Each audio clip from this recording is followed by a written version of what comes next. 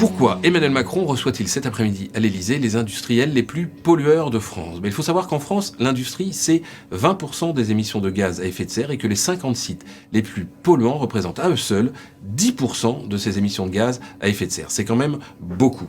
Alors, on trouve dans ces industries de la métallurgie, de la chimie, des cimenteries, de l'industrie du verre, mais aussi de l'industrie agroalimentaire, notamment de l'industrie sucrière.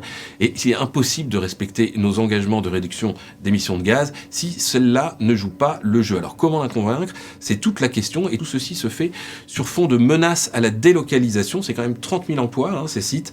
Si l'État ne dit rien, en gros, rien ne se passe, mais si l'État en fait trop ou pas assez, si j'ose dire, il se casse.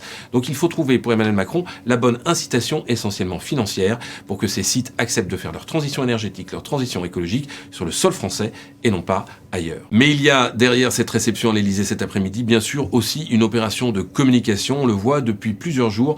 Le chef de l'État essaye de reprendre la main sur le dossier climatique. On l'a vu, il a posté une vidéo sur Twitter samedi. On l'a vu à Sharm el-Sheikh au lancement de la COP27. Et donc on le verra cet après-midi. Tout ça pour répondre aux critiques de l'opposition, bien sûr, mais aussi d'ONG et d'associations qui le trouvent beaucoup trop timide sur le terrain de l'action climatique.